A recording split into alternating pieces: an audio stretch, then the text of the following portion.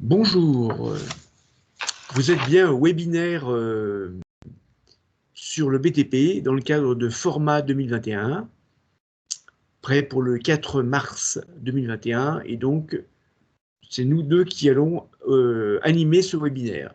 Donc je me présente, Raoul Lecomte, collaborateur à la Fédération du BTP de la Haute-Savoie, en charge des métiers et également de la promotion des métiers du BTP. Donc bonjour, moi je suis Béatrice Bouvier du BTP CFA AFRA, donc je fais partie du réseau du 3CA, des 11 centres de formation d'apprentis de la région Auvergne-Rhône-Alpes.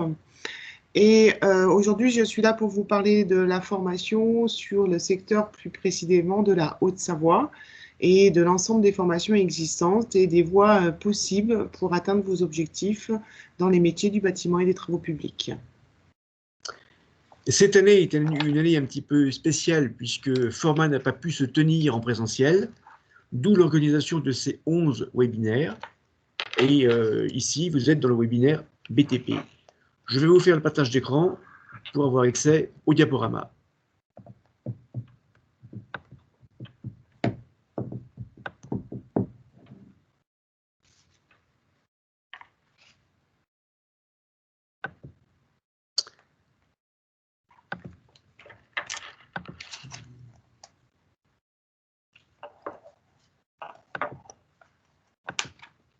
Voici. Alors, le BTP, c'est deux grandes familles. La première des deux familles s'appelle les travaux publics. Les travaux publics, c'est tout ce qui nous relie, c'est-à-dire qu'on va parler des ouvrages qui sont horizontaux. Donc les routes, les tunnels, les canalisations, les ouvrages d'art, c'est-à-dire tout ce qui est pont, tunnel, barrages, tous les ouvrages qui vont concourir à produire plus tard du bâtiment. Donc les premiers métiers qui rentrent en ligne de compte, ce sont les métiers des travaux publics. On travaille sur l'horizontale. La seconde famille qui lui est associée s'appelle le bâtiment. Ce sont des ouvrages verticaux. C'est pour ça que vous avez le slogan « Le bâtiment, c'est tout ce qui nous abrite ». Quand on parle du bâtiment, on va parler de logements, qu'ils soient collectifs ou individuels. On va parler de locaux industriels. On va parler de locaux de travail, de locaux de formation, de monuments, de lieux publics comme des mairies, des écoles et des hôpitaux, etc. Donc deux grandes familles complémentaires, l'une qui s'appelle les travaux publics, qui est sur l'horizontale, tout ce qui nous relie, et l'autre sur le vertical, tout ce qui nous abrite. Le BTP, c'est où? C'est trois lieux de travail. Vous en connaissez certainement un qui s'appelle le chantier.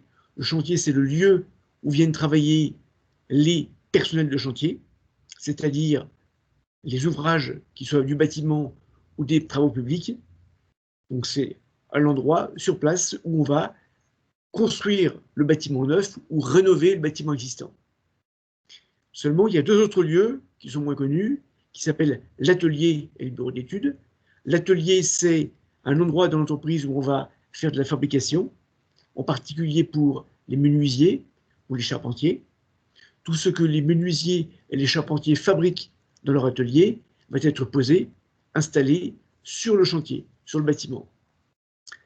Il y a des ateliers qui sont un peu spécifiques, qui ne sont pas intégrés à l'entreprise, qui sont externalisés. Ils sont externes à l'entreprise, c'est-à-dire que l'entreprise va acheter des éléments préfabriqués à l'usine. Donc c'est important que cette partie-là, tout ce qui est posé sur le chantier n'est pas fabriqué en atelier dans l'entreprise, mais peut être fabriqué à l'usine, à l'extérieur de l'entreprise. Et vous avez le bureau d'études, c'est une troisième partie de l'entreprise, un troisième lieu de travail intégré à l'entreprise.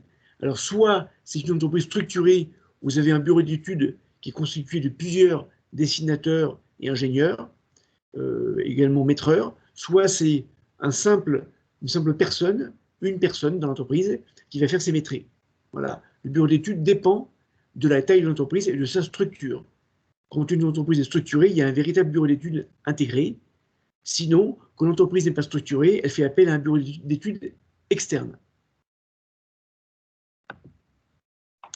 Le BTP, c'est comment? Alors, je reparle des deux premiers slogans, c'est tout ce qui nous relie et nous abrite pour bien vous montrer les deux différences et les deux familles complémentaires du bâtiment et des travaux publics. C'est moderne, nous sommes rentrés depuis déjà quelques années dans une nouvelle ère, l'ère du numérique. Les technologies du numérique s'appliquent aujourd'hui dans les entreprises. Ici, vous avez un schéma de la maquette numérique qui va servir aux équipes de conception, c'est-à-dire les architectes, les maîtres d'œuvre, à concevoir la construction d'abord sous son aspect numérique, dans une forme de maquette numérique, avant ensuite de le construire en vrai. Ce type de maquette numérique va permettre de construire mieux, de construire avec plus de qualité et bien du premier coup. Les technologies numériques, c'est également l'introduction des imprimantes 3D. Vous avez tous connu peu ou prou des imprimantes 3D dans vos établissements qui servent à faire des petits éléments. Eh bien, il existe des imprimantes géantes qui vont imprimer avec du béton. Donc ici, on fabrique une maison individuelle avec une imprimante 3D. 3D comme 3 dimensions. Les technologies numériques, ça concerne aussi le scanner laser. Vous connaissez peut-être cette machine qui tourne sur elle-même et qui enregistre la pièce ou le bâtiment existant sous forme de nuage de points. Cet appareil est associé à un logiciel qui va transformer ce nuage de points dans une maquette numérique avec des surfaces, des volumes, des arêtes, des angles. Ainsi, nous aurons une véritable maquette numérique qui permettra à l'entrepreneur de travailler sur son projet, une extension, une modification, un agrandissement. Vous avez également l'usage de plus en plus fréquent de drones. Alors, le drone, c'est juste un appareil volant auquel on va ajouter un équipement. Ça sera peut-être un appareil de photo, ça sera une caméra, ou ça sera également un appareil pour numériser, un scanner pour numériser un bâtiment entier ou un quartier. Utile pour faire de l'inspection vidéo, de la cartographie aérienne et pour atteindre des lieux qui sont difficilement accessibles. Les technologies numériques, c'est aussi la table numérique. Elle n'est pas très développée encore dans le bâtiment. On utilise de plus en plus de tablettes numériques. Les tables vont arriver de plus en plus dans la construction des bâtiments.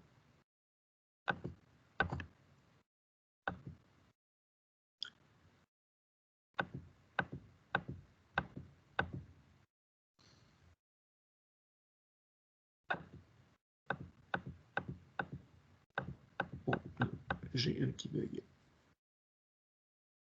Il faut que je sorte ici. Il faut que je sorte ici.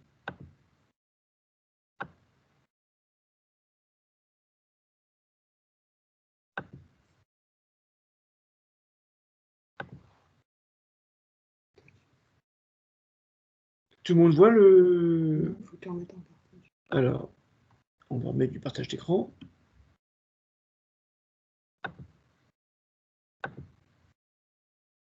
Partage d'écran.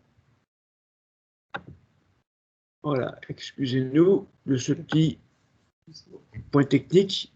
Voilà.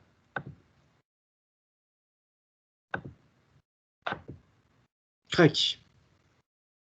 Le BTP, c'est combien? Voilà, c'est combien? Ça y est. Alors, on va parler salaire, évidemment. Les salaires dans le bâtiment et les travaux publics ont beaucoup évolué ces dernières années parce que les métiers se sont considérablement complexifiés et on a besoin de plus en plus de personnel qualifié et hautement qualifié. D'autre part, c'est un métier où vous avez une très forte offre d'emploi et en face, vous avez peu de demandes, donc forcément, vous avez les salaires qui augmentent. C'est un métier qui devient, c'est des métiers aujourd'hui qui deviennent attractifs au niveau des salaires. Donc, n'hésitez pas, venez nous voir et vous verrez que les salaires ont beaucoup évolué ces dernières années.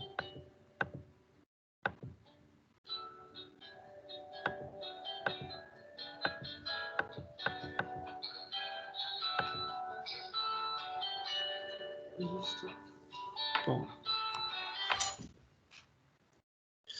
Ici, vous avez la liste des sites utiles que vous pouvez utiliser. Vous pouvez aller voir, aller visiter. Je vous en cite deux. Ce sont les deux en fond de page, en bas de page. Vous avez le site de la Fédération du BTP qui vous donne l'annuaire des entreprises de bâtiments et de travaux publics. Et en bas à droite, l'image des métiers 100% participation. C'est un autre annuaire, mais ce coup-ci, c'est un annuaire des centres de formation de la branche professionnelle.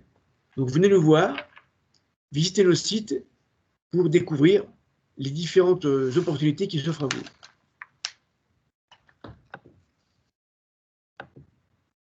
Donc là, on va passer rapidement. Comme c'est un schéma qui est un petit peu complexe, très brièvement, ici, ce schéma, ceux qui suivent le webinaire auront le diaporama, ils pourront le regarder à tête reposée. Dans ce schéma, l'important à retenir, c'est que dans le BTP, on y entre par toutes les portes. On y entre avec le diplôme de base comme un diplôme d'ingénieur. Voilà. Les voies d'entrée dans le BTP sont très nombreuses, que ce soit par la voie professionnelle, que ce soit par la voie générale, que ce soit par le statut scolaire ou le statut d'apprenti.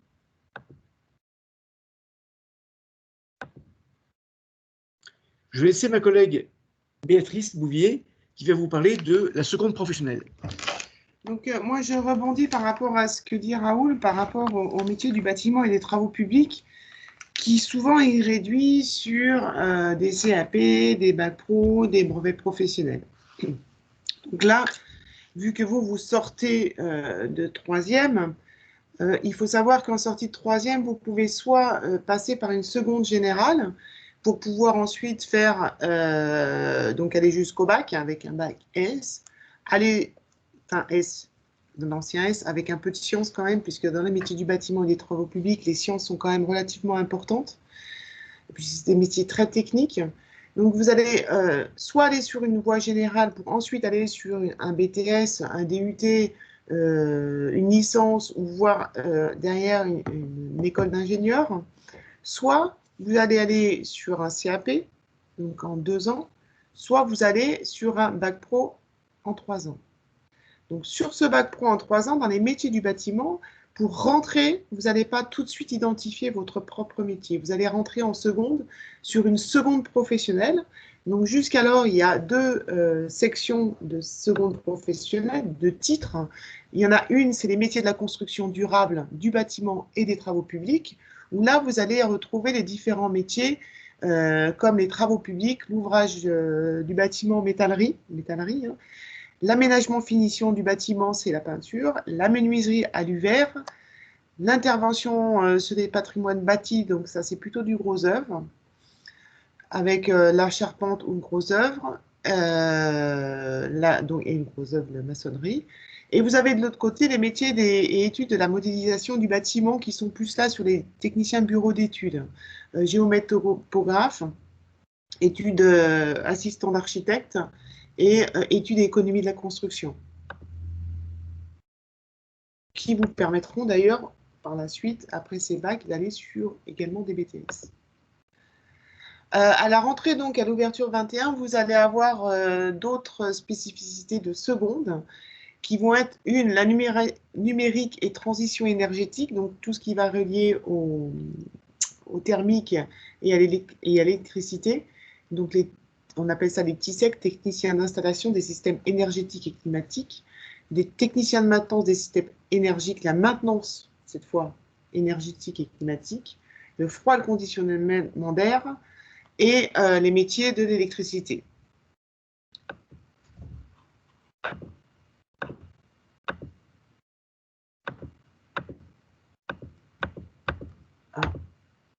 Et ensuite, vous avez aussi les métiers du bois. Alors là, c'est un peu particulier puisque les métiers du bois, vous allez retrouver donc le technicien menuisier agenceur, le technicien de fabrication bois et matériaux associés, TFBMA, l'étude et la réalisation d'agencements. Et ensuite, vous allez avoir le technicien constructeur bois qui ne rentre pas dans les métiers du bois, puisque le constructeur bois fait plus partie du gros œuvre. Donc, ça doit être pour ça qu'ils n'ont pas intégré directement dans les métiers du bois. Donc, comme je vous disais au préalable, quand vous sortez de troisième, soit vous allez donc sur une de ces secondes-là pour faire un bac pro donc sur 3 ans, soit vous allez sur un CAP en 2 ans. Vous allez pouvoir faire ces formations, soit, alors c'est tout de la formation initiale. Il ne faut jamais confondre. La formation initiale, c'est sortie de troisième, c'est un cursus éducation nationale qui vous permet d'aller sur une formation initiale. Cette formation initiale, vous allez pouvoir la faire soit en temps plein, donc au lycée, soit en apprentissage avec une entreprise. Donc là, vous signez en apprentissage, vous allez signer un contrat de travail, donc ce qui est un peu différent. Donc, sur le bac pro 3 ans en temps plein, vous allez avoir 20 semaines de stage sur les 3 ans. En apprentissage, vous allez avoir 20 semaines de cours par an. Donc, c'est un peu différent. Vous allez donc, alors que ce soit le CAP ou le bac pro, vous avez toujours de l'enseignement général, puisque c'est ce qui va vous permettre de vous construire et vous appuyer sur l'enseignement général pour pouvoir évoluer avec l'entreprise, surtout dans des métiers qui sont quand même relativement techniques. Donc du français, des mathématiques, des sciences, de l'histoire-géographie, des langues étrangères, du sport, des arts appliqués, de l'économie-gestion pour les bacs pro. Voilà, donc sur le bac pro, vous allez avoir 16 ou 17 heures par semaine d'enseignement général et 15 à 16 heures sur les CAP d'enseignement général. Ensuite, vous allez avoir tout l'apport de l'enseignement professionnel. Donc, sur l'enseignement professionnel, vous allez avoir 10 ou 11 heures, enfin, c'est même plus, c'est 13 heures en bac pro et 17 à 18 heures en CAP d'enseignement professionnel. Donc, comme je vous disais, le CAP, c'est sur 2 ans de formation, 2 ans en temps plein, donc par raison de 35 heures par semaine sur 2 ans. Si vous faites de l'apprentissage, vous avez 13 semaines par an de cours. Le reste du temps, vous êtes en entreprise. Donc voilà, du temps en entreprise. Le bac pro, donc 22 semaines de stage en entreprise sur 3 ans selon les spécialités. Des stages de 12 à 14 semaines pour le CAP sur 2 ans.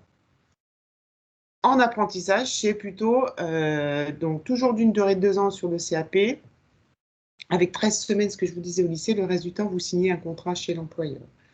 Et sur le bac pro 3 ans, vous avez donc soit 3 ans de formation, soit 2 ans, si vous pouvez intégrer un bac pro après un CAP. Dans ce cas, vous ferez 2 ans de bac. Mais vous avez toujours les 20 semaines de cours et le reste en entreprise en signant un contrat de travail.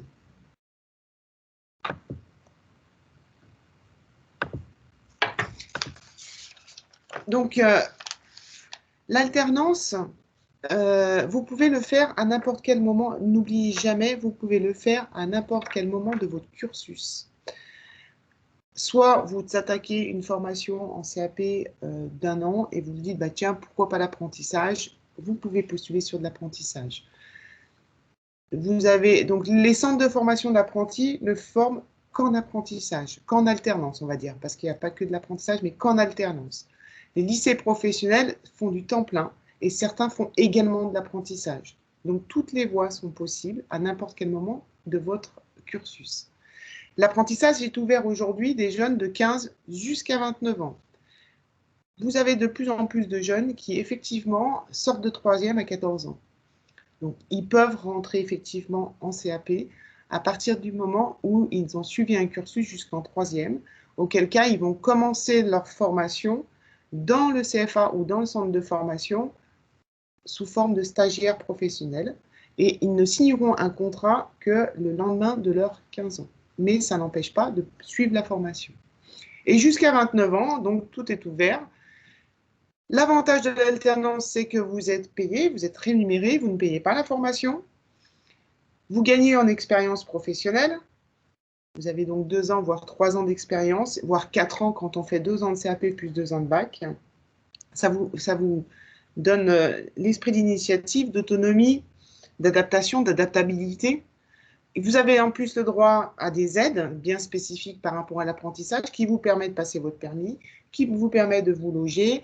Vous êtes accompagné, vous rentrez dans la vie en fait accompagné tout au long de votre parcours. Donc, ce qui peut être moins brutal que de passer sur un bac et le lendemain aller en entreprise, hormis des stages, ne pas avoir vraiment connu l'environnement de l'entreprise, les chantiers et la façon de travailler des uns et des autres. Donc, voilà pour l'apprentissage et tout ça dans l'objectif effectivement d'avoir un diplôme, donc le diplôme qui est monnayable sur le marché du travail. La difficulté en apprentissage, c'est que vous allez passer le même diplôme que les jeunes qui se font en temps plein au lycée, donc le même diplôme avec beaucoup moins d'enseignement général. Ça veut dire qu'il y a du travail personnel qu'il va falloir développer tout au long de votre formation. L'alternance, ce qu'il faut savoir aussi, c'est qu'il faut bien choisir l'entreprise. 2 ans d'alternance, ça peut être magique, extraordinaire pour vous, pour l'entreprise, pour tout le monde. Comme ça peut devenir plus difficile si au départ, vous n'avez pas préparé votre entrée en apprentissage, si vous n'avez pas choisi l'entreprise, mais si vous l'avez subie. Donc faites attention à ça. Donc c'est pour ça que tous les centres de formation d'apprentis de la Haute-Savoie sont prêts à vous écouter, à vous accompagner pour pouvoir rentrer en douceur dans l'entreprise en travaillant vraiment votre projet. Si vous avez des questions par rapport aux différentes formations que vous souhaiteriez faire, vous pouvez vous rapprocher effectivement de nous. On est disponible, on est là pour vous répondre à vos questions, pour vous accompagner au mieux vers le centre de formation qui est proche de chez vous déjà et qui correspond en termes de formation. Donc sachez que sur la Haute-Savoie, il y a énormément de possibilités pour se former et des entreprises qui sont très, très, très ouvertes à l'apprentissage, puisque pour elles, c'est un bon moyen de recrutement, c'est un bon moyen de former et d'intégrer des jeunes opérationnels en entreprise. Donc, n'hésitez pas.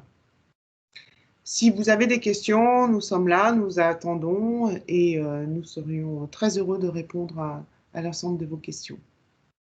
Merci en tous les cas. À très bientôt dans le BTP. À bientôt dans le BTP.